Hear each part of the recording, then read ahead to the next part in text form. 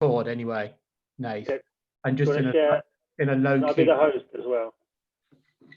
Yeah. Can you make me the host as well? Of course.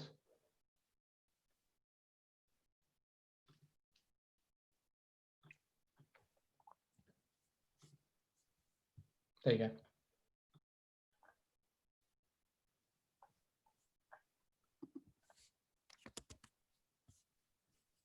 Saying host disabled participant screen sharing.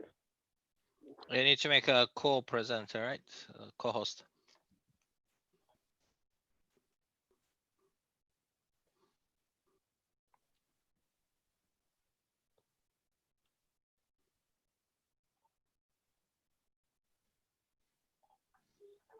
That's better.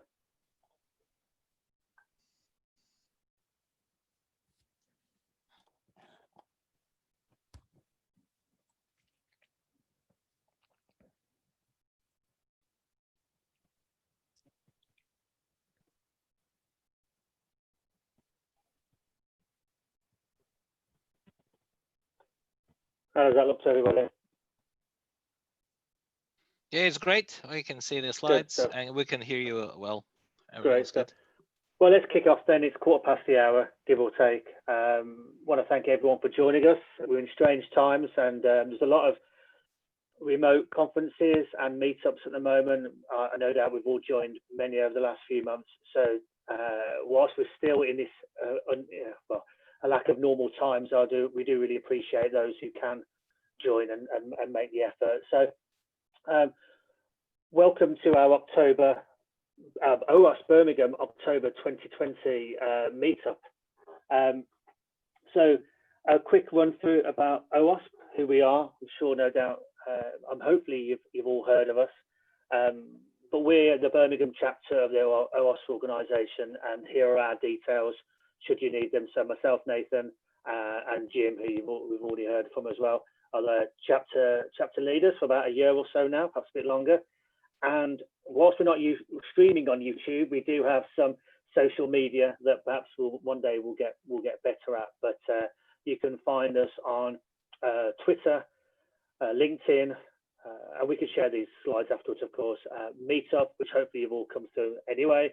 And we have a OWASP Birmingham channel where we'll take this recording and upload it over the next day or so you can revisit that. We also have a what I haven't got on there is we also have a channel, OWASP.org website as well, dedicated to us, where we'll update the meetup details with the slide decks and the links to the recordings as well. So hopefully it should be there for everyone to see. And I noticed there's a typo on there, so I do apologise.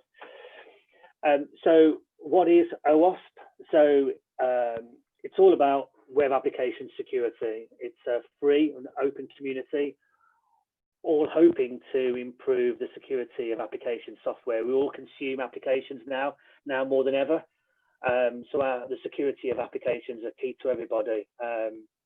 So it's OWASP's mission to make security visible so that people and organizations can make informed decisions. But really it's highlighting all the areas of concern, the areas of attacks, all the controls that can be in place, the measurements that we can use to secure our application security world, essentially. And we've been doing that for, well, a number of years. We're probably most known for is the OWASP Top 10, which is the every 2 or 3 years top 10 list of most prominent risks out there. SQL injection attacks, cross-site scripting, broken authentication, etc. So that's probably what we're most famous for. We now also have a top 10 for APIs as well. In this new mobile world, or more mobile world, APIs are becoming more and more key, and obviously more and more an attack vector for those bad guys out there. But there's a whole wealth of useful information on the OWASP website that can help everyone from builders and developers. So think of some of the highlights that I use. So we've got the software maturity modeling, OWASP SAM, how we can roadmap organizations to a better security maturity. We've got ASVS, application security verification, where developers can actually use that as what does good look like, what controls should they be looking to implement. You could even just export it and upload it into Jira's tickets and get people working on it straight away. So they're the two that I use a lot alongside OWASP Top 10 as well, but there are many others. There's training, security awareness areas. Too many to mention, so I'd encourage you to go to owasp.org and take a look at all the free material on there. Cheat sheets is another great one, actually. I couldn't forget cheat sheets. It's free to everyone. All that collateral I've spoken about, it's all free. It's all there for you to use and abuse and make use of as part of your day-to-day life. And we have events like these. Nowadays virtual, of course, but previous to that, the last few years on site. London chapter is a big one. Birmingham as well. We've had a few in the centre of Birmingham, and they're all free to attend. Members, non-members, we don't discriminate in that respect. Obviously, we'd encourage you to join, but it's forums like this where we can get like-minded people to discuss security topics and to learn and to develop. And you know, the goal of me and Jim really is to bring that as a community into the Birmingham area. Now, going back to the virtual nature of this, it opens up us to wider people. We can be dialing in from anywhere now, but when we get back to a new normal, it's all about driving OWASP and of course our local Birmingham chapter as well. So all events are free except conferences. They have some really high-profile conferences globally that you probably all heard of out of the US, in Europe, all over the place, really. They're not free. Obviously, members get discounts. So if you can join, you will get a nice discount on that and make that membership fee back up quite quickly, where they put on keynote speakers, lots of talks, training as well. A real great few days. So look forward to hopefully 2021, we'll be able to get back to that as well. And yeah, we're all volunteers. So myself and Jim do this in our own time. We've got Sam on the call, who's a London chapter leader, who does more than that as well. All volunteers. We're here because we're passionate about application security and getting that message out. But yeah, here's the membership. I encourage you, if you like what you hear, if you want to know more, have a dig around on OWASP, or like me, you'd eaten far too many free pizzas and drunk too much free beers at events, thought it about time he put his hand in his pocket and become a member, then yeah, I'd encourage you to do so as well on the OWASP website as well. It's $50 a year, of course, it's cheaper if you're a student, and also you can buy lifetime membership where it may actually pro rata be a bit cheaper as well. So I'd encourage you to become part of the OWASP membership family. You can then have a voice on the board elections, which are ongoing at the moment, and other such things as well.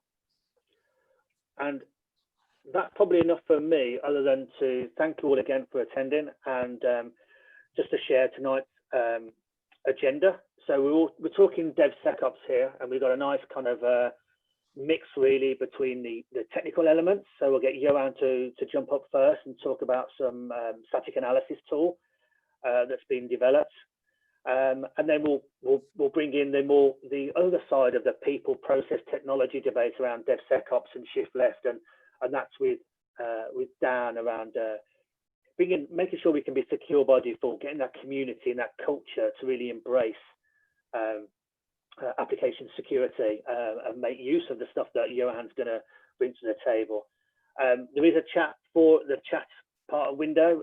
Feel free to enter in any questions you have for the guys during the talk. Myself and Jim will pick them up, and then at the right time we can get those answered in due course. Just hopefully enough time for us to ask some pretty good questions to the guys. So yeah, probably in the chat, and we'll pick that up, or we can open up the forum later on as well. So with that, if we can make Yoann the host, we'll jump over to Yoann. Okay, thanks. Okay, let me try to share my screen.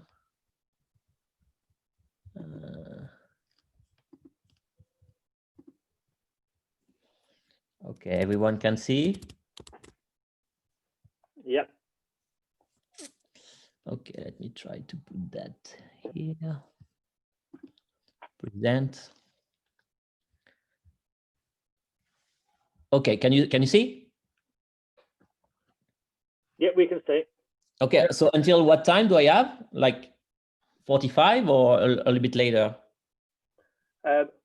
We can go a bit later, actually. I'll probably stolen about 5 minutes of your time. So yeah, let's go for it. Okay. So thanks for inviting me. So today I'm here to talk about semgrep, which is a tool to detect complex code patterns in code. And so to actually enforce better security in your application. And so a few words about me. So my name is Yoann Padioleau. I'm a software engineer at R2C, which is a startup in San Francisco. I mean, now we are all around the world actually. And so before that, I was at Facebook. I was the first. I started the program analysis team. Sorry, at Facebook, and also the AppSec team over there, and the test engineering team over there. And so, and by the way, if you have any question, please interrupt during the talk. Like, it will be far better for everybody if this is a bit more interactive, and instead of just like watching and not understanding anything. So let's dive in. And so what is semgrep? And so semgrep is a customizable lightweight static analysis tools to find bugs. And so it comes with lots of rules written by us at R2C, but from other people in the community also. And the idea is to combine the ease of use of grep, but with the correctness of a real static analysis tool. And so it's run offline on uncompiled code, so you can just like run it on any repository from GitHub, and it will work. It's pretty fast. It's open source, and if you know how to code, you know how to use semgrep. And so right now the tool support around 10 languages. They are at the bottom. So actually, it's written TypeScript. It's coming, and PHP is coming. It's the slide is a bit old, but it's already there. And so the outline of the talks, I'll talk a little bit about grep and abstract syntax tree. I don't know how many of you are familiar with what's an abstract syntax tree, but hopefully we'll get there.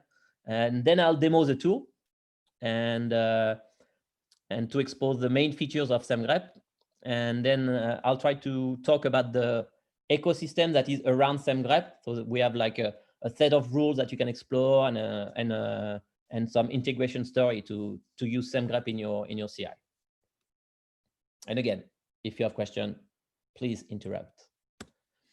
And so yes, so why do we need a new tool? And so when you have code, so a quite common solution to find code is to just simply use grep, right? And so here we have some code, and we want to detect use of exec, which is bad. And so you should not use exec in your code base. And so if you want to find all the code to exec, well, an easy solution is to just write a regular expression, right? To use grep. And so you can write the first regular expression at the top, which will be, okay, exec. So grep with exec, anti/parenthesis, open parenthesis, to find all the code to exec. And so it will find the first line and the second line. Can you see the cursor, by the way? Yeah, I hope so. Yeah. So you can see the first line and second line, but then the third line is already more complicated because there's space. So you need to extend a bit the regular expression to handle space. And then if the arguments are on another line, well, you need to extend again the regular expression. It gets more tricky. You can have like a function that has the same suffix. It can be in comment that you don't care at all because it's dead code anyway, or it can be in strings. And so very quickly, regex are very, very limited. And so, and I don't know if you're familiar with this XKCD cartoon, but yeah, it's also very tricky to get regex right. It's you get really quickly in problems. And so, and the main problem is that because grep is a great tool when you want to process a sequence of characters, and because it was made for that. The problem is that code is not just a sequence of characters. It's not a string. It's actually a tree. So like you have like a set of classes, and inside classes you have methods, and inside you have statement and expression and nodes, etc. So it's regular expressions are not really designed to look for nodes in a tree. And so there's a big mismatch. And so if you don't use regex, so a quite common alternative is to use tools that actually understand the internal representation, this tree, this abstract syntax tree of a program, and do tree matching. And so there's a lot of linter tools. So for example, Bandit, dlint, Eslint for JavaScript, or Flake8 for Python, or GoLint for Go. So all these tools allow to write code to find code, but they all of them require for you to understand how code is represented internally. So to understand the abstract syntax tree of a program. And so each of these tools actually has a different representation of a program. So each time you need to become an expert in this internal representation to understand how to write a pattern. So here on the right, there's a simple example of a lint check in Eslint, and the goal is to find dangerous call to eval. And so it's not too bad. It's like 300 lines, so it's not too long. But you need to understand what's a visitor, an EST, and then it goes to different nodes, and then you need to extract the value of the node. So it's not trivial to write a check using those linters. And so then an alternative is to write a commercial tool, a commercial static analysis tool like Coverity, Fortify, but they are usually pretty complicated, really slow. And so you very often you cannot even use them in CI, and they're also very, very expensive. And so that's the background, the situation of static analysis tool and tools to find code in general.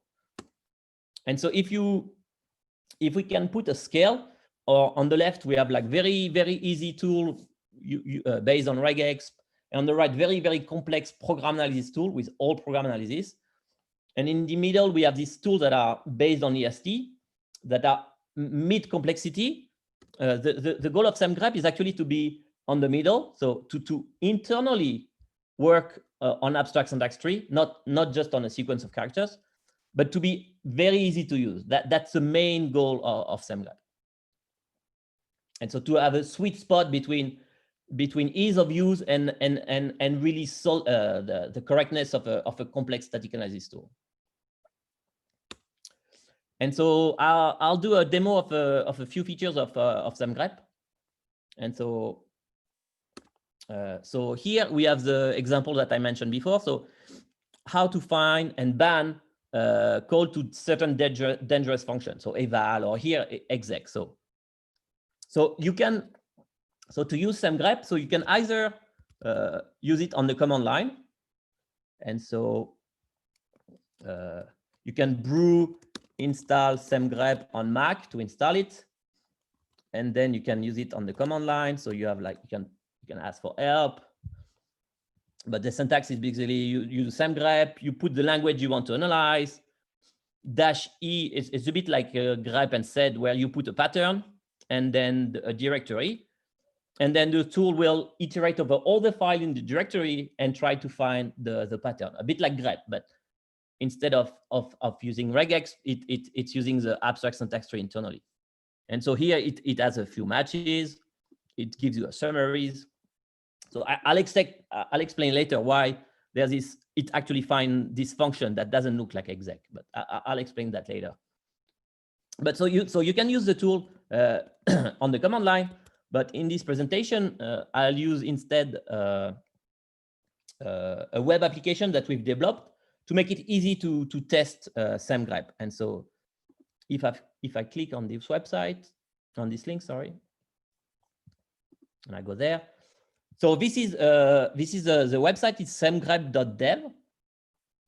And this is the web application to easily develop new patterns. And so here, in this part, you can write the pattern that you look for, and at the bottom, you can write any kind of code to test your pattern, and then you push on the run button. And then on the right, it will tell you all the match, and it will highlight with a special color also the different places. So as you can see, you just write exec ... and then it will find all the places where there's a call to exec. And for example, here it's on multiple line. It doesn't matter. It's not grep. It's knows internally how the code is, and so it doesn't do the matching on characters. It does the matching internally on the abstract syntax tree. And as you can see, it doesn't match this place because it's dead code that is in comment or inside a string. So because semgrep knows about the code, it's not like grep. And actually, it knows it's called semgrep. It's not just a syntactical grep, it's a semantic grep because it knows about the language. And so, for example, here in Python, you can actually alias function. You can have like, you can do import exec as another function and then call this other function. And actually, when you want to look for a call for exec, we also report this one because we know that this is really the same thing. This is equivalent. And so this is the first example. So by the way, we've made some recently some tutorial. And so if you want to learn semgrep, how to write patterns, we have like a series of steps with the puzzles, and you even have some nice animation when you win. And we make it a bit like a game. So it's a great way to learn semgrep. So back to the presentation. So the main idea of semgrep is that if you know the language you write code in, you can write any pattern because you already know the syntax of your language. So we just reuse the same syntax. And so here is another example. You want to find dangerous call to this API boto3.client where you put some secret password. And so again, I'll click on the link. You can still use the command line tool to find this. So this one. And so again, you write your pattern. So I want to find boto3.client with some arguments, and then this series of keyword arguments where the value is a constant string. And so, and then you do run, and it will find all the places in the code where you call with that. And actually, again, the semgrep knows about the semantic of the language. So for example, in Python, keyword arguments can be used in any order. It's if you pass like AWS access key before the access key or after, it doesn't matter. It's equivalent. And actually, semgrep knows about this, which is why here in the second case, the access key was passed before the ID, and we still match the code because we know those two code are equivalent. And so another. Can I make a comment? It's not a question. Yeah, sure, please do. That's awesome. Because Thank I mean, detecting secrets embedded in, it's a very basic thing, but it's difficult to do because you often get false positives. You can look for you can just look for the amount of noise, but you often get the wrong things as well. So false positives is a big issue. But of course, because you're semantically identifying, something that is going to be a key because it's actually referring to the API, you're going to exactly hit. So yeah, it's really nice, really nice. Yeah. So exactly. So the idea is that, and the problem in general is that you have some context. You look for something dangerous, and you want to specify some context in which it occurs. Because if you don't specify this context, you will match anything. And the beauty of semgrep is that it allows you to write any code in this context and then you just use this ... to abstract away things that are not relevant to your query. And so another feature of semgrep, in addition to using the concrete syntax that you already know, and this ... is the idea of metavariable. And so, for example, let's say you want to find all the stupid code that use equal where the two expressions are equivalent. And so again, I click on the link.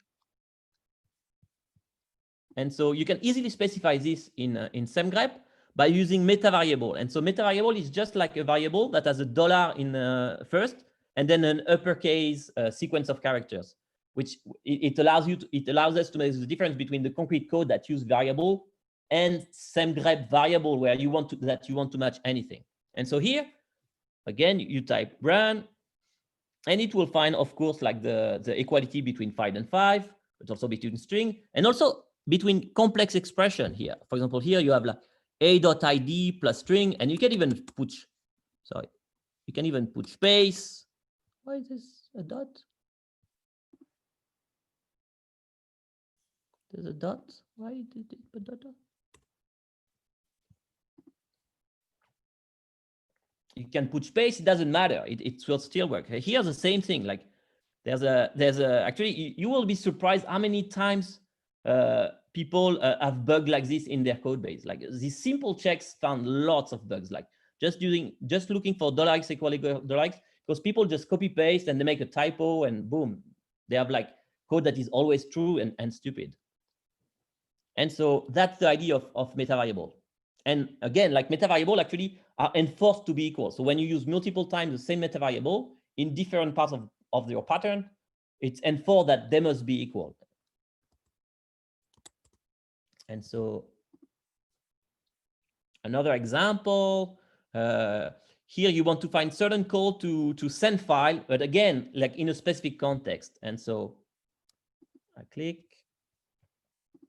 Again, you can always use the command line tool. But here, for example, you are looking for a call to send file from the Flask API, but only in methods that are a root. And so you're looking for call to this statement, to this function, but only in function that are this attribute. And again, you just run it and it will find this code, even if you don't care about the actual root, the string. So which is why you use ... inside a string. And you want to make sure that actually you call the Flask send file with the same parameter. And so that's why we use the same metavariable here. And so anyway, you can write like we support like Go, Java, JavaScript, Ruby. We support a few languages, and in each of these languages you can write any code in the pattern. You can put some ... and metavariable here and there to abstract away, and then it will do the matching internally on the abstract syntax tree and find all the code that is equivalent, because we know about the semantic of the language. And so there's other more complex examples. So for example, you want in secure application, it's quite common to use a transaction, but you want to make sure that there's a certain order of call. There's a protocol. And so you want to make sure that when you make a transaction, then later on, you call verify transaction or before. And again, I can click the link. And so you can do that by actually you can in SameGrep you can combine multiple patterns with Boolean expression. And so here we say, oh, we want to find all the bad code, which are basically code that has a call to make transaction inside a method, but we don't want to match. So that's why there's a is not here. We don't want to match code where there's a verified transaction before. And so here, for example, it finds this code that because there's no verified transaction before, and this one is verified is after. So you can enforce protocol like this. If your application has certain protocol invariants, then you can easily enforce them with those rules. And so actually, you can also write a YAML file that expresses these different patterns, and you can put quite complex logic inside. So you can combine these patterns with Boolean operators. Here it's not, and either, etc. And actually, you can find code automatically, and you can also automatically fix code. And so in this example, there's a call to an old API for HTTP. Where is it? Ah, sorry.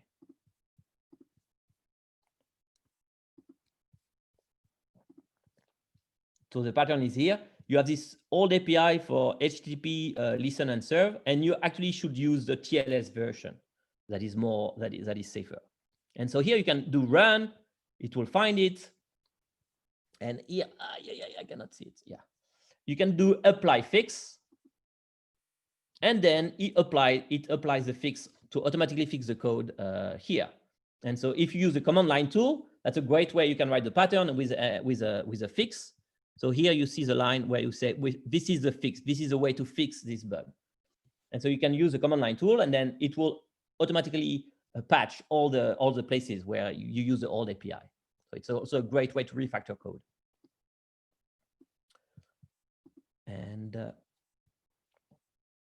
And so there's other more features that I don't have the time to explain, but you can actually mix regex and semgrep together, so that, for example, sometimes you match a certain part and you want to make sure that the value of a metavariable has certain values. You can actually customize a pattern with any Python code. So if you use the pattern -where-python, we use the Python interpreter to evaluate the rules, and so you can write any complex condition. So here we want to make sure, for example, that we have a call to rsa.generate_k with a integer expression, and we just want to make sure that the integer expression is less than a certain value. And if it's less than a certain value, that means you should use more bits. It's not safe, and then we report it. You can also use type constraints, but I don't think I have the time to explain. And we have also some support for taint analysis. We have like support for many programming language, but also for data language like JSON. And so you can write this query on the right where you have lots of JSON configuration file, and you can find you may want to find, oh, I want to find all the S3 account permission where the certain field inside have a certain value. And so again, just use semgrep for that. And so there's documentation on the web to what kind of patterns you can write, what kind of Boolean, the way you can compose them. So I will not explain this, but you can read the documentation. And so that's semgrep, the command line tool, and the web application to the web editor to edit. But we have an ecosystem of tools around it to help make your application safer and your code base safer. And so the first thing is the registry, which is like if you go on semgrep.dev. So if you go to write here, you can write a new rule, but you can explore the set of rules that people have written. And so here there's people that we have written, but there's a rule that were written by other people. For example, Damian Grisky, which is a famous Go expert, has written some rules. We have Node.js scan, find sec bugs, some checks that comes from Eslint. So we have lots of Go sec. We have lots of rules already written. We have like, I think 900 rules now. And so thanks to the registry, which is a set of all rules that people have written. And so there's lots of rules. You can explore those rules. And then, so here are some rules written by Damian Grisky, which is not a member of R2C, but an external contributor. And then to use this rule, you just install semgrep, and then you put --config and the URL of the registry with the rule, and then we will apply all the rules there. And so you can also go to this website, GitHub or return to code /semgrep rule, which is the repository of all those rules. And so here, like there's a screenshot of the website. And so here at the bottom, you see, if you want to apply all the Go sec checks, you just run semgrep --config semgrep.dev/p/gosec, and it will take all the checks that are in this rule set. Another thing that is important is that now you can integrate easily semgrep in your CI. And so it's very easy. So we support GitHub, GitLab, Circle CI. And so here is an example of a workflow file to use semgrep in GitHub. And so you can simply, in your project, in the .github/workflow directory, you can just put this code here, this configuration here, and then now you have semgrep running on your code.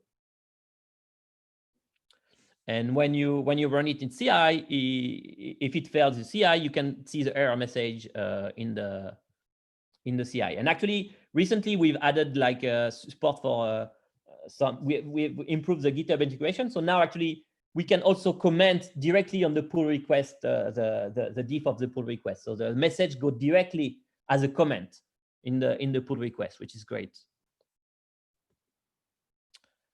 And Yeah, and so to wrap up, so semgrep is a lightweight static analysis tool for many languages. And so please install it with brew install or pip install semgrep, and then just run it with semgrep -- config. R2C is a set of good rules that we've come up with many languages, but you can write your own rule, and you can use any kind of rules. And that's it. Thanks. Thanks, Yoann. Actually, it's Nathan here. Like any great presentation, you've answered the question right at the end that I was going to ask, but I'll just stress the point. Actually, I was going to talk about the rule patterns. Obviously, you start off by saying how you could create your own patterns to check for, but I imagine there'll be people out there, developers out there, that need a bit of a help with that. So I suppose now it's more of a comment than a question about how that registry feature and that community feel really helps people by actually, who may not know what they should be checking for, actually taking some community-led rules and actually applying that to their own code. So that's great to see. Actually, I had that question, and then you stole that thunder, but that's great to see. Yeah, we also have we have also a Slack, R2C-community Slack, where more and more people are they help each other now. So we have like new user of semgrep that helps new developer to learn how to write rules. So this is also great. Yeah, and is the online editor, is that free for? I assume that anyone can access that. There's no requirements. Can that semgrep live? Yes. So the semgrep command line tool is open source and free. And the web editor is also free. And the CI is also, it's like just integration with GitHub. We have like now, so we have the community tier where we also have a web application to make it easy to add policy to project, etc. And so this is one part where you can pay. So if you're a company, but there's a lot of things that are just free. If you're like a single developer and you want to add the CI semgrep in your project, you don't have to. Everything is open source. No, it's awesome. I'm just trying to think. I can't remember the last time I felt excited about a static code analysis tool, but it's really great. And there's a couple of things I'd pick out. I mean, first of all, I think the core engine is really clever. Do you know what I mean? It takes me back to university. It's proper computer science thinking. I also like the way that the tool composes. Like you've sort of designed it. I can see bits of, you've got Unix philosophy, passing stuff through the command line, inspired by grep. I also like the way it's kind of like Python philosophy, batteries included. So you've already got, like Nate referred to, like a sort of library of tools. So I'm just really excited to, and I feel like I feel like I could, go to one of my code bases tomorrow and just start working, to try it out really. And I'm kind of excited to do that. So thanks for the awesome kind of presentation. I've got a question about the languages you support. I mean, so you showed Python. So I suppose particularly, do you have much coverage on JavaScript? Because there's just so much JavaScript out there nowadays. And secondly, like Terraform and CloudFormation, some of those like infrastructure, like more procedural, sort of definitional languages. Do you have anything there? Yeah, so for JavaScript, definitely support JavaScript, and we actually support now also TypeScript. And so we have very good coverage of TypeScript that many people are using, and JavaScript also, yeah. And regarding Terraform, so yeah, we support JSON. Right now, we don't support that many configuration language like Terraform, but we actually recently, one of our engineer, Martin, added like a support for a generic language where actually we use space in indentation. It's like a mix between semgrep and grep. It's like a middle engine where you can apply to any text. And if your Terraform is well indented and use like braces and parentheses, which should be matched with each other, then it's actually really, really good. So we actually started to write rules for us, for Terraform, for YAML, with using this generic thing where it's not really a programming language, it's just data, but you still want to like field, you don't care about the order of the field, you don't care about like some parts you want to just abstract away, so you said ... but you still want to say it's inside this block, inside this block, these kind of things. You still want to express some context. So we now support through this generic language. We call it the generic. So you can specify a list of languages in a rule. You can say Go, Python, and now you have this generic, which use an engine that is less powerful than the real matching engine inside SameGrep, but it's pretty useful as a starting point. That's cool. So and yeah, definitely we would like at some point to support like more Terraform in a more solid way, yeah, or more like data language like this, yeah. We already do for JSON, because actually JSON is just JavaScript. So yeah, no, absolutely, cool. So has anyone on the, I know it's a bit awkward kind of coming off mute and asking a question, but if anyone wants to shout, has anyone got a question on the chat or wants to?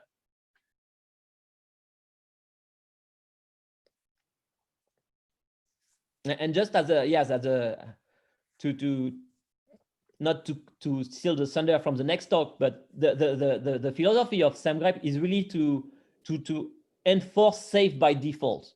So really, the goal is not to find really complex bugs like Coverity and Fortify will find with like complex interprocedural, but instead, like we assume that people want to use nice API with safe by default, and we just want to enforce that locally. And so we really are like in the philosophy of safe by default and just enforcing this simple, safer API by default.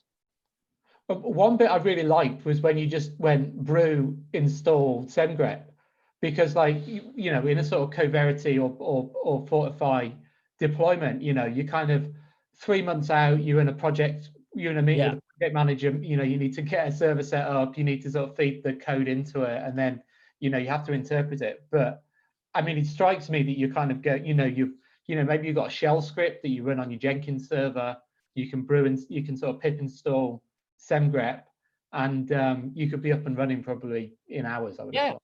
And actually, so to integrate in GitHub, so actually we have a Docker image of SameGrep, and so you can brew install SameGrep that install the binary, but you can also just run Docker and the URL of return to corp, and then you just run SameGrep in the Docker container. And then you can use this container in any CI. Cool. Okay, I'm going to ask one more really geeky question now. So if you pip installing it, I guess it's written in Python. So how do you? Well, I mean, so that might be wrong. So correct me if I'm wrong on that. But like, I mean, you're half wrong. You're half wrong. I mean, so how do you get the coverage across all the languages? I suppose that's the question. Do you model them all? Just a little bit of background on internals, I suppose.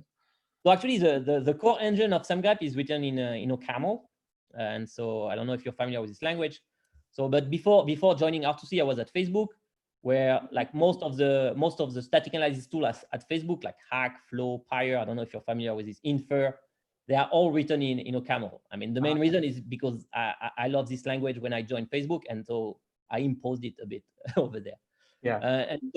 And over there, I started to do actually work for analysis for PHP. So I wrote myself a parser for PHP, and then people came to me and say, oh, we would like the same thing for Java. And then people came to me, oh, we would like something for like this for JavaScript. And so I wrote many parsers for those languages in OCaml. And so the big part of the engine is written in OCaml, but then there's a shell around, a wrapper around it, a shell that is written in Python, which has lots of advantages. Like you can extend the language, the rule with Python expression.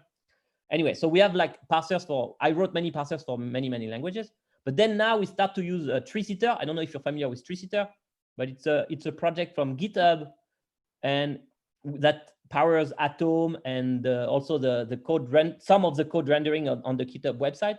And so people over there have written like grammars for many languages. So we also use that. And so all the language. I mean, I wrote many language parsers, and also we reuse now the language parser of this 3-seater project from GitHub, and so.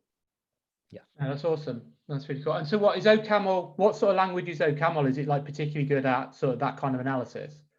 Yes, I mean OCaml like is a functional language from the like Haskell. I don't know if you know Haskell or FR, but they were designed for this use case. They were designed to write compilers, to write static analysis tools. And actually, if you look in academia, I come from academia. In academia, many of the popular tools, many of the popular static analysis tools were written in OCaml. So Microsoft, for example, they have this project called SDV, the static device verifier, was all written in OCaml. Berkeley, Stanford, all the researchers over there were using static analysis tool written in OCaml. So it's really a good language for that.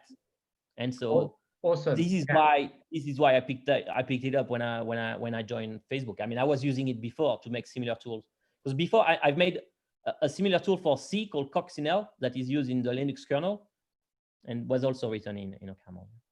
Awesome. So yeah, I mean, use the right tool for the right job. Super sharp tool, and yeah. So we use OCaml for what is really good for, and we have a Python shell around it for also what it's really good for, like for getting stuff from the web. You configure, you can put any URL, and you can use eval even though it's dangerous. True. No, awesome. Well, yeah, thanks very much. I mean, I'm gonna cancel a meeting tomorrow and actually try this out on our code base. Cool, thanks. Cool. So how are we doing for time? It's 7 o'clock. Do we want to take a short break before cracking on, or how do we? What do you think, Nate? Yeah, if you just take 5 minutes just for people to refresh drinks, comfort break, and then come back quite swiftly afterwards. Yeah, that works. Give Dan a moment then to spin up the slides. Yeah, I'm getting a thumbs up from Dan. So 5 minutes sounds good to me, I think. Cool. Don't go away, everyone. Yeah, back in 5. And if you want to, I don't know if Dan's a co-host yet, Jim, but it might be worth doing that so we can tee it all up. Yeah, I'll set you up. And thank you, Yoann. That was awesome. Yeah, well done. Thank you very much. Bye. Bye.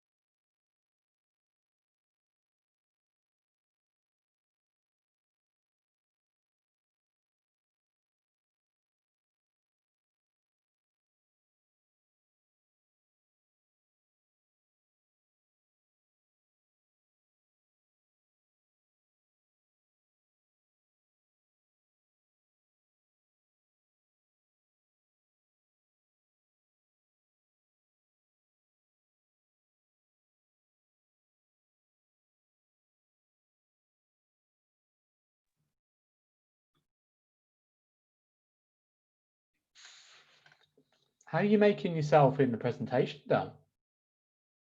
I was about to message you to say, is it working? It's going to sound really stupid, but I've always lived inside a presentation. That is true. There's a setting in Zoom that says basically show what's on your screen, and you tick it. And then I found you could do this, and it's like, wow, that means I can make better connections. That's the hard thing doing like virtual talks now. How do you actually make a connection with the audience? And just watching some slides isn't always that exciting. I mean, I'm not saying watching me is that exciting either, but a combination of the two, maybe that's the most engaging option we have in the new world. And No, it just, I like it. I fiddled with Zoom until I worked it out, and then I made a screenshot of it. So when someone asks, I have to go to Evernote and look it up. Yeah, I was talking at a conference, and they were like, "We want you to be interactive. What you can do to be interactive?" You know, it was right in the early days back in April. They were all panicking that, you know, would anyone turn up? Would people stay? And it's like, well, other people came up with like quizzes halfway through and all this sort of stuff, and I thought, well, I'm just going to stick myself right in the middle, you know, and see what happens. That's cool. I haven't seen that before. It's cool. Right. Everyone was doing it, right? Brilliant. Super humble. It wasn't that, I don't know, it wasn't that hard. That's the thing. It's not, you know. I guess that's what I'm good at, is I just fiddle with technology till it does something cool. Made a career out of it.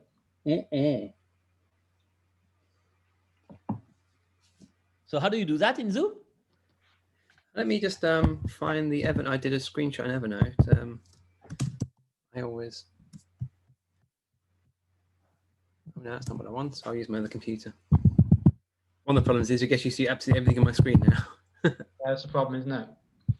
So, But you have a link how to set up things, the trick to use to set up this? I did when I found the option, I sent my usual co-presenter, I sent her an option. So I've got a screenshot on my Zoom. It's basically inside Zoom options on share screen, there's screen capture mode, advanced capture without window filtering. You turn on advanced capture without window filtering, and you can do this. I clearly should tweet it if it's that clever, you know. It is cool. It is. Yeah. I mean, clearly it's a really nice way of doing talks. Thank you for the feedback. You know, I do honestly appreciate it, because yeah, you don't know what works, what doesn't. Yeah, it's really engaging. And it's the worst named tick box in the world. Well, it probably isn't. There's probably worse, but it's in the top, you know, percentile, maybe quartile. Yeah, I'll at the end of the talk, I'll see if I can drop the shot I've got, you know, screenshotted in, put a green box around the feature. Nice one. Well, nice back. Should we get cracking? You ready, Dan? I am ready. So let's. So from inside of a presentation. Thank you very much. Cool. So thank you for letting me be here. It's really good to be here and put a little bit back. I've got a lot of OWASP over the last couple of years. The top 10 is ACE. Other material is really useful too, around threat modeling. It's been useful for me and really useful for the teams I work with. It's basically the first point I send teams to is like, if you're not doing anything else, look at the top 10, do that, ask some questions. I'm great to see the API top 10. I didn't know that was there. I think launching it on the 29th of December, 26th of December was probably not a great day, but so shout more about that. It looks great. So why am I here? So I really think that we can really engage with our engineering teams and make them solve security problems. Basically, as someone said, pushing left right into the point when we start building our software. But to do that, the tooling, this great tooling we saw today, has to go along with a cultural change in a lot of software places. They need to go together. And if we want that change, we've got to reach out to our engineers and try and get them to sort of start thinking about being secure by default rather than as an afterthought, or when some tooling says, oh, you've gone live with that, you shouldn't do that. So how this talk works best, we've already talked about me being inside the deck. The best experience probably is going to standard full view in Zoom, and that way you don't see me twice. You don't see me on the middle and on the left, and you get the full experience. I want to connect both ways, so please ask questions. I can't guarantee I'll get to them straight away, and Jim, I'm sure, will help me spot a great question and take a second to pause and answer it, or we can hit them at the end.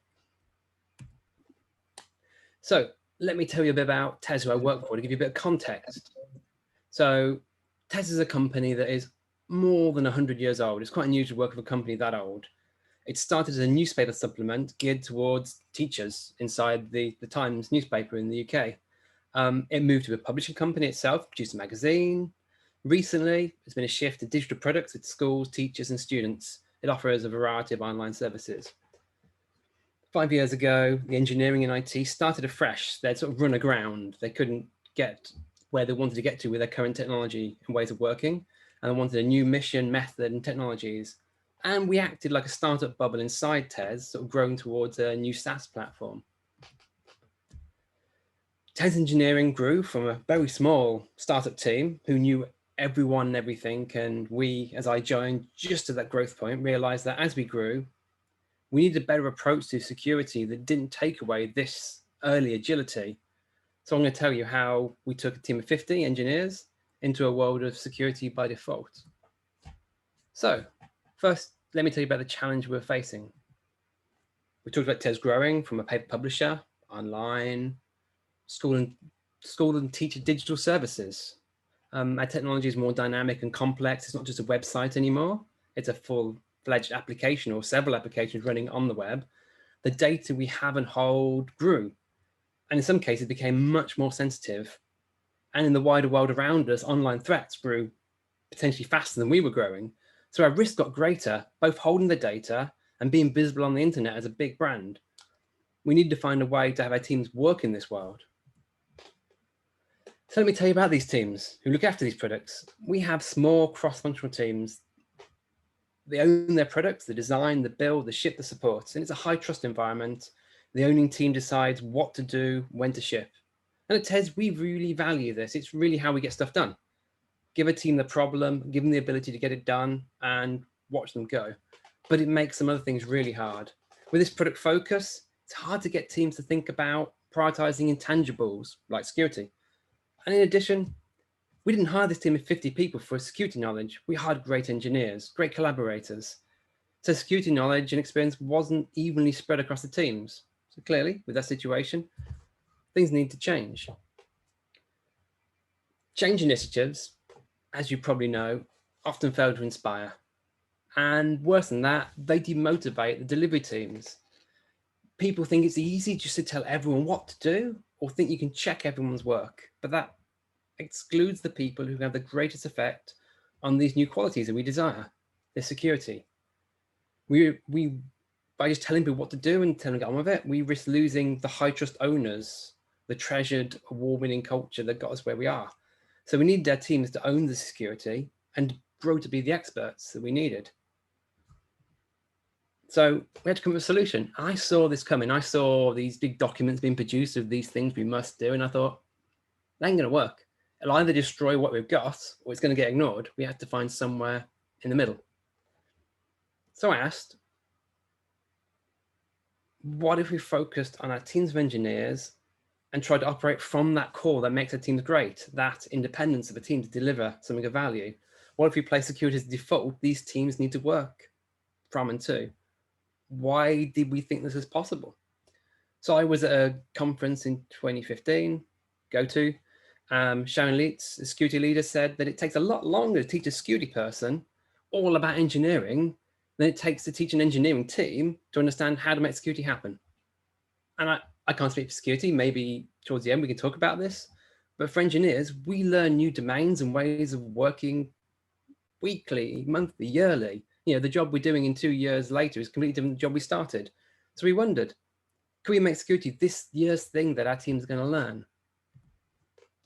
So fast forward to the present, what does security by default look like? So we've found placing security demands where the work happens and trusting the teams to get stuff done generally works. But we need to align teams around a framework that brings clear guidance of what they need to do. We need to bring new and key information to help these teams make informed decisions, take appropriate actions. And we need to create safety for the engineers so they feel informed, empowered, but most importantly, supported and safe to grow both their expertise and do the right thing in their code. We also built new spaces for the interactions. We need to build what we call connective tissue.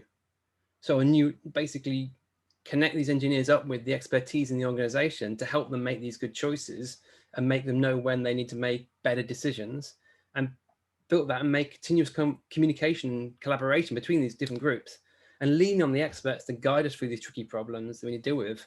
And we have to find those expertise and link them up. So let me tell you how we made that happen. So our first challenge was, how do we start making security default with just a couple of engineers with a good idea? So it's difficult to get this traction on these new initiatives. You get off the wrong foot, you compete with parts of engineering culture, and then it gets rejected or not valued by the engineers we clearly want to reach. So we need to find a problem that uses empathy and understanding to bring that change. So the key thing that made that happen for us was having an engineering team focused on solving the problem, to be one of the teams solving the challenge, being in the mix. We, the engineering security team, owned key software that needed to be kept secure. So we were the only engineers. We felt the pain. We were kind of like first amongst equals to feel the pain of making things secure. But we're also there to create, explain, experiment, and solve these problems and tell people how to solve them. So security was our product in more than one way. So there's a lot we could do and a lot we could learn, and we could take people with us on that journey. So we got to be engineers and feel the pain, so we could build better tools and have the shared experiences that drive the good conversation we needed. We need to understand the whole problem. We've got these services, we've got these engineers, but what is the problem we're trying to solve? What does security by default mean for Tes? So we reached out to disconnected parts of an organization. 2 years ago, we weren't well connected up. This little startup bubble was great for us, but it meant we were isolated from parts of the organization that could help. But we became a bridge to these disconnected functions like compliance and risk. And we started translating between the worlds. So the team did more than just own code and talk to engineers. We built a bridge that would bring us better support for the business and help us succeed and continue. And this was great. It became a two-way street, because it turns out the risk and compliance are problems that only engineering could solve. And so we became a translator and speak to their concerns, solve their problems.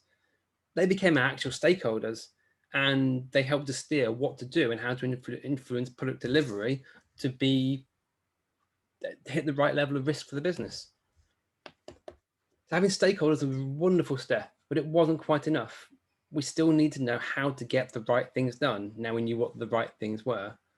And we found having a set of principles helped us doing the right things when it wasn't always clear. And also as the team changed over time, so we've had different people in this little security engineering team, it worked a little bit like storytelling. We could keep in mind what worked and why we did what we do.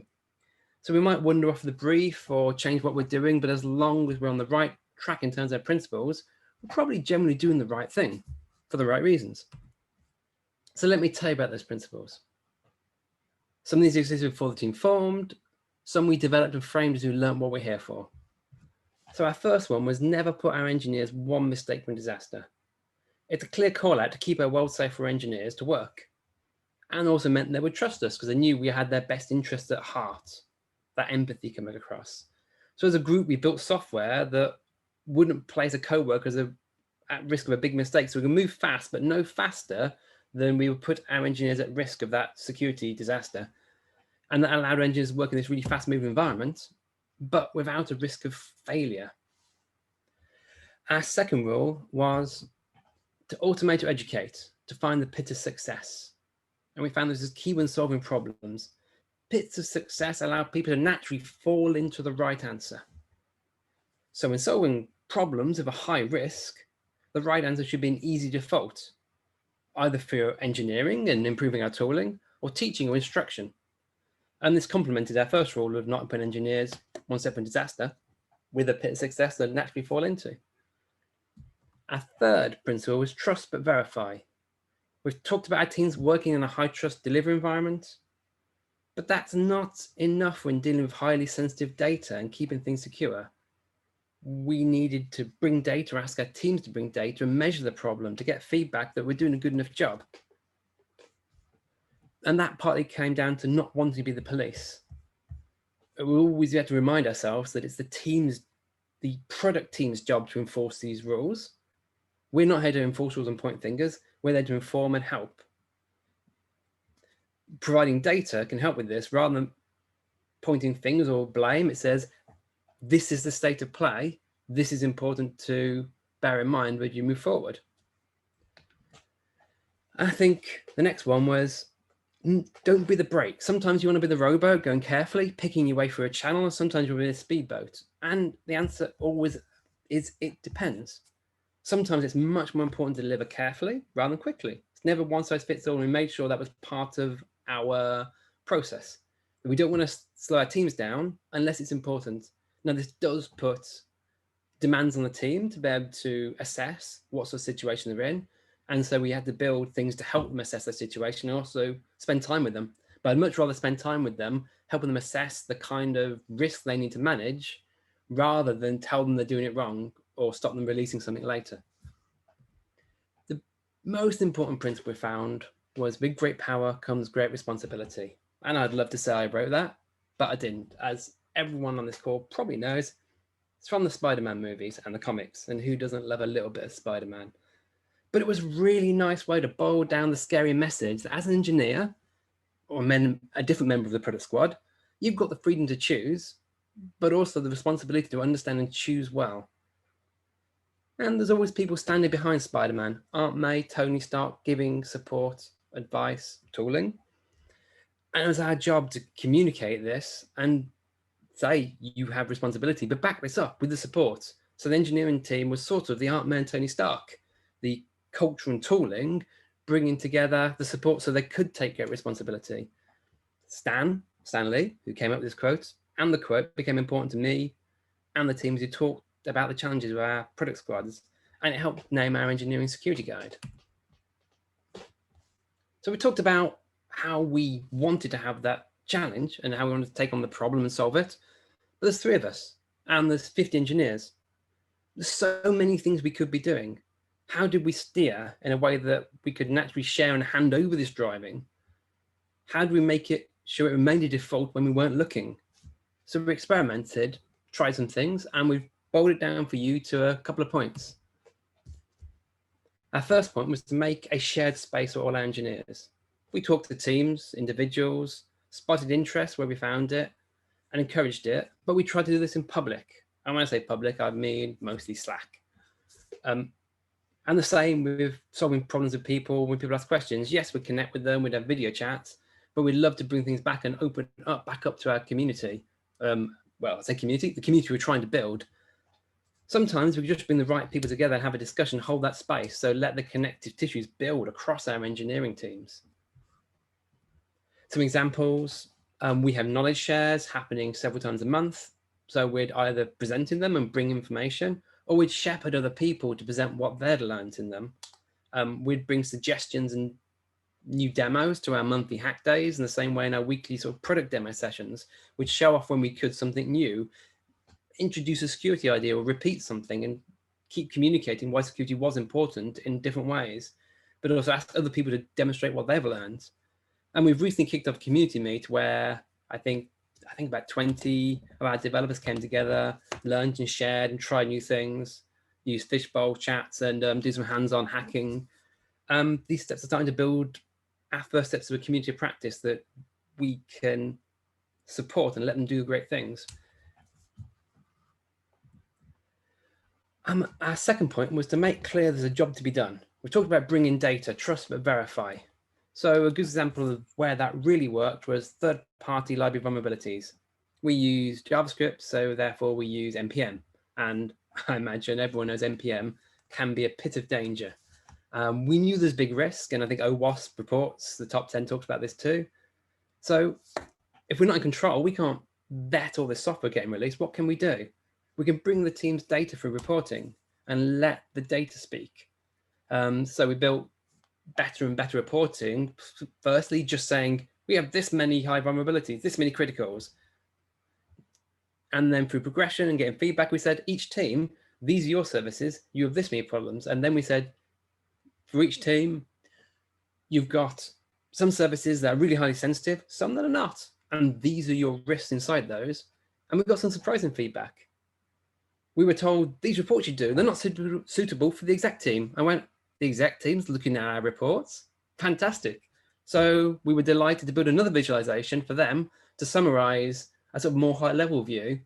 But we had no expectation that would happen. So it was really good to bring that data out and see what happens to it. I think we've already talked about a lot of the connective tissue, but it really was important to take the DevSecOps view of breaking down silos. We had a compliance silo, we had a risk silo, we've got an engineering silo, and our job was to take those apart and build teams that can solve the problem. You can't have a compliance person in every team. You can't have a external security expert in every team. But we can connect them up so they know when to pick up the bat phone and ask for the help they need. And sometimes we hang around and make sure people are picking up the bat phone when they need to. And vice versa. Their compliance got better reporting, and we can really start connect up and solve the problems that mean we're a sort of a safe enough risk managed business, even as we grow and change and move fast. And we grew a shared vocabulary, I think, as well, and found out these new ways of saying things that suited everyone. Everyone saw what we're talking about. And then we can step away and let people talk. Then the fourth point was to make sure the culture moves with the tools and the data, because this, and then we, through everything we talked about here is that, because it makes our changes sticky. The security focus needs to continue longer than this team is focusing on one area. And this way we should avoid being the police or a reminder service. So I'm going to focus on one area. There's so many areas we could talk about. I appreciate you've all got dinner to have and homes to go to. So let's talk about one final challenge. I've had to edit 2 of them out just to get down to 25 minutes. How to share security knowledge with our busy engineers and product squads. We talked about building a space. We need to fill it with sharing and knowledge. So we talked about the sharing side of it, and we found things that worked well with the knowledge. Key to our success in the last couple of years is our STAN, our Secure Engineering Standard. Over the last 1.5 years, 2 years, we've created and curated a guide to building secure enough products. The STAN's job is to help our engineering teams to own security in their delivery, to understand the threats, the solutions, and how to work in this risky world. It's a living document. It's hosted in GitHub, just like all the code. And we warmly invite contribution, and sometimes we even lean on people a bit to write us some stuff. It's got 3 sections that help our engineers think about risk. First section, we've got 3 sections to help engineers think about security, and the first section is all about risk. We talk about how they need to manage it to be secured by default, to be safe enough for their product risk profile. We help them profile their product to work out where it goes and how much more work they might need to do if they've got more sensitive data. We built this work with engineers and stakeholders, work with our risk and compliance people to work with what's the sort of ladder of risk, and then trying to find out what do our engineers not know about risk to be able to start mapping these things over. So then the STAN is also clear about what risk needs to be managed. The second part gives the team a set of directives that need to be followed, or at least should be followed unless you know why you shouldn't follow them, to build the secure enough system to get into production and stay in production. It's got stuff contributed by compliance, risk, security, platform team, and engineering team. The directives try to be educational, so the bar to entry is set low, but they're prescriptive. You should do this, and here's why. We lean a lot on the OWASP top 10. We're literally the first standard is read the top 10, follow those things. But of course, that's not enough to say you've got a load of problems. We need to share the practices that manage the risk. So our third section makes it possible for teams to solve these problems. We do this by making all our current practices clear and available.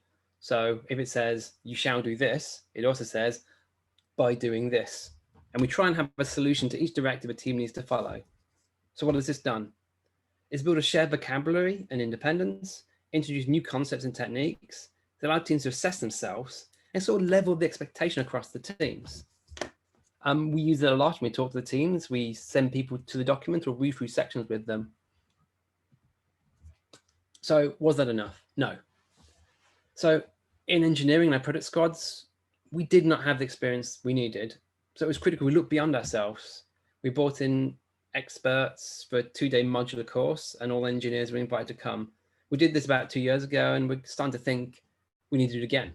Things have changed, we've learned, and so we can take it on the next step of the journey. We also drew upon internal experts. We talked about that a lot, so I'll skip over that bit, but we told how we build the stand, we connected people up, and it was great to find those people. So we've got the engineering standard, we've got expertise brought in and connected up. That's not sticky enough. We need to grow expertise within. So scaling is so important what we do to succeed, so we can keep up with the security needed. So we looked to find experts in 50. So I got my thing over the top. Just move this. Thank you. 50 people can know a lot of things about security. So we asked around, trying to build connections, and we're always welcome learning and do it in public. When people ask interesting questions, we try and move them to public channels so we all gain the knowledge. And we observe the voices of our existing experts get amplified with a lot of effort when we do that. So we try and make sure that we're not the one place of expertise. And we've talked about building this community of practice because it's a work in progress, but we think it's a great next step. So how did this change Tes? Did we get the change we wanted? Well, we also wanted to know. So we asked some of the people who this change affected. And so one of the people we asked, we got lots of videos. We've chosen it down to 2 little 45-second segments. There's more video on our Tes engineering website. But we asked John, our platform lead and head of operations, can you describe the change you've observed with engineering in the last 2 years? And hopefully you get sound. I think the change has been a evolution of some basic stuff that we've been doing for a long time. We've changed to look at security as the foundation of everything rather than just a part of it. So I think it's allowed us to evolve and grow with the practices we use for software development. It's changed a lot of mindsets, and it enables us to have the ethos of secure by default, as opposed to security being an afterthought. Thanks to John there. And we also asked Rachel, one of our principal engineers at Tes, who leads a team delivering secure products with sensitive data, how has secure by default changed your team? Kind of having clarity around who the experts are and where to go for information is massive. Like, it makes a big change. It really helps that the security engineering team they haven't siloed that knowledge. That, I guess that was a concern, that having a separate team can mean you've got a knowledge silo. But actually the way the team works, it's done a lot of knowledge sharing, it produced a lot of documentation. We now have the secure engineering standard. It means that everyone knows where to go for information, and it means that engineers and the team are kind of empowered to make their own decisions, to be able to sort of use secure by design as in their everyday work. So thank you. We're coming to the end of the journey now. So let's sum up what we've learned. By being part of the secure engineering team meant that we could pull on different skills and new roles to play. We learned to be better engineers and owners of our services. But by treating security as a product and the engineers of our users, we built bridges and closed gaps across our business. We spent as much time listening and talking as coding, and we found that culture change and great tools were equally important. And we weren't making the invisible visible so people could make better decisions. So let's review the journey we went on. We began by building a team. We engaged motivated engineers, gave them a brief and support, helped them build connections. We built a space, filled it with knowledge, we communicated, listened, adapted, critically we measured, bring in data, make the invisible visible, and help good decision making by making it clear what needs to be done by setting a standard that helps delivery. We built these key new guides, but also showed people how it could be done by using existing examples we had scattered across our code to make it standard. We built a community so we can hand over to our engineers and product people so we can do more and keep on going. I'm assuming some engineers here and some engineer leaders, you can do this too. We learned that in the spectrum between gatekeeper and ad hoc, there's a middle of that. There's a good place to be where your empowered engineering teams can learn and own their security. And this should mean that security is a default threaded through your product development rather than being inspected at the end. So thank you.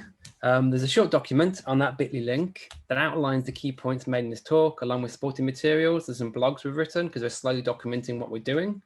We've also got links to some of the videos that we didn't show on this, from one of the engineers that was in the team, who's now left and gone into product development in another team. And we also mentioned talks and blogs that inspire us.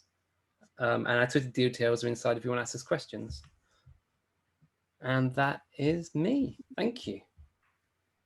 Awesome. Thanks, Dan. So, so I've got a question actually, and anyone should definitely post questions on the chat if they've got any for Dan. But I'm just fascinating story really, just about building a security capability within a reasonably sized development team. So I'm interested in I'm going to call it executive buy-in, the senior management buy-in. You mentioned that they were interested in the reports, and the way I always conceptualize this is that security is a cost center until it becomes a threat to your job. If there's a breach, then potentially you need a CTO or something like that. It's probably a bit reductive, but what reflections did you have there? Getting funding, getting support. Were they mainly thinking in terms of risk? Was it were they looking for hard numbers? Like, what was that journey like? So oddly enough, this is almost in some ways a skunkworks project. I sort of petitioned my boss that I really think they need to do this and convinced them that it was worth spending 6 months to find out what would happen if. Mostly because the GDPR, when we started, the GDPR was just coming in then, and like everyone else was scrabbling around for the solution, when actually, if you didn't have security by design, your fines could double. So it's like very easy to go, we need not just to do security, but we need design security in and be able to show our working. I know how we can show our working in a way that isn't just acting it out, is actually doing it. And so it's a lot of knowing the right time to pull the right lever, but also over finding these, you've got maybe other organizations not like this, but you've got IT and you've got engineering sometimes, right? Yeah. And IT is the cost center and engineering is under the product, and they never train shall meet, except, over in IT, it wasn't that far away. We're not that big company. They had a risk and compliance problem that they needed to document the risks, but they didn't know because it's engineers know it because they own the products and ship them, right? Right. So being in that environment, there was a demand that they needed to get a really good look at the risks. So one of the early things we did, so no time to talk about everything we did, was to work with compliance and engineering to build a risk log.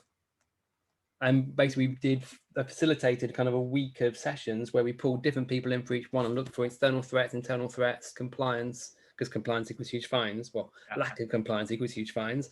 Right. And I must admit, I can't remember the fourth strand, but we did 4 strands and prioritized them, messed them around, and basically said, right, these are the risks. And of those risks, some of them need to belong to engineering, some are not engineering, and the ones engineering, well, there's the teamwork, right? Yeah. So we generated our own work through doing things that were required for the operation of the business. But also, I asked my boss to let me have 6 months to solve this GDPR problem so it doesn't destroy our agility.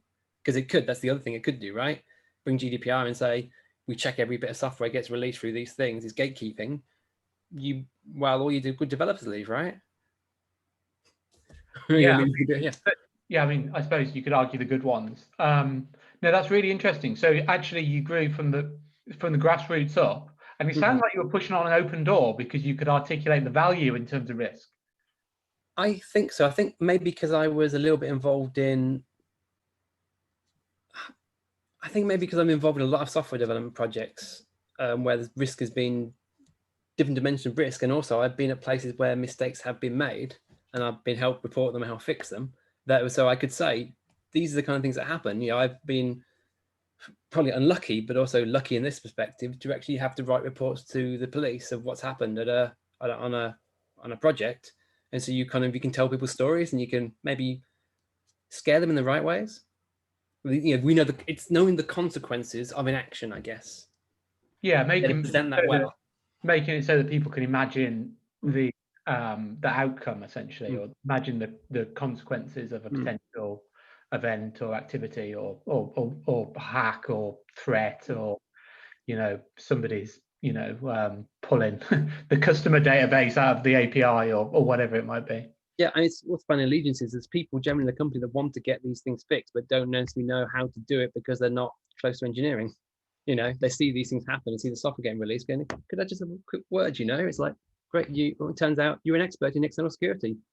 We need to get you talking to our teams. They're there waiting sometimes in the wings, but they're not in the same building, maybe not in the same city. And I think the other thing was, it slipped out of my brain now. We talked about that.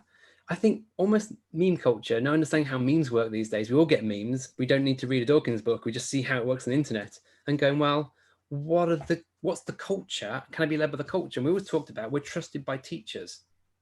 So can I talk about what I'm doing in terms of how the business talks about itself? So I talked about, we're trusted by teachers. Let's not lose that trust. Right? And then they go, oh, yeah, that's a point, because it literally is true. No teacher's going to fill an application form. An application form for teachers are long. Safeguarding forms for teachers are long. No one's going to fill that data in if they don't trust the place they're putting it. So we have a solid brand and a lot of trust. That's why they come to us to do that. We should not lose that and waste that. That's their business. So using that language convinces non-engineers to start understand that from the business people going, there's a proposition there. We don't know how good we got it. And when I heard the previous CEO say that, I thought, I've won. He told the company, we're trusted by teachers, we can't lose that. I thought, there you go. I've used the existing culture to get people to recognize the problem. I think I did that. We've done that twice. Trying to find the language of Tes and use it. That's really interesting. So you've got to get your brand right as a security program. I think so. Yeah, I could bleat a lot about stuff. No, listen. The other thing, that's the other thing I used is the attack on the British Airways last year? Yeah. When they used, I think the theory is they used hijacked some third-party JavaScript or a chain of third-party JavaScript to get onto that payments page. I've used that, both the implications of what would happen to Tes if that happened to us, and the fines they've had to pay. That is a great, no, it's not a great, so to be very correct, it's a very sad poster child. That's very useful to demonstrate what happens with a simple mistake of adding a third, what we might do is add a third party that's uncontrolled, and that uncontrolled third party happens to use some JavaScript from a CDN that they think is perfectly fine because they want the emojis, and that chain of attack comes back to us. That's all it could take, right? Absolutely. Telling stories and thinking about your brand. And so there were some resources that you mentioned. Are they all internal resources, or are they shared? And where can people find things? So we haven't puzzled out yet how to take the our engineering standard, and make it public, because we always worry that someone could use it, maybe find an omission and go, they don't know about that one. That's not a priority for them. We could use that as a part of an attack. So we're nervous about publishing a document of the rules we give our engineers to check, That's fair enough. But you got a blog, right? But I have blogged the structure about the stand and where we went about it, and some screenshots to kind of give the impression. So yes, that's on the bit.ly handout. So bit.ly/sec-default. Let me put that in the chat, maybe. Oh, we'll tweet it out as well. That's got a link to that blog. It's got George. George was part of the team of the original 6-month project. I basically co-opted 2 engineers, said, come on, just 6 months, try it out. After 6 months, said we're done, but that's okay because I had enough demonstration of good to let me hire 2 engineers to do the job full time who wanted to be in the team, not just persuaded. But there's interviewed George, and he talked about what he learned being on the team on that bit.ly site. And so, the resources there, and the handout itself sort of lays out some of the slides and some of the words I hopefully use in the right order. Awesome. No, that's great. Yeah, cheers, Dan. Just in interest of time, I want to look at that tomorrow. I'm hoping I'll get some good stuff from there. The security as a product thing for me is really fascinating.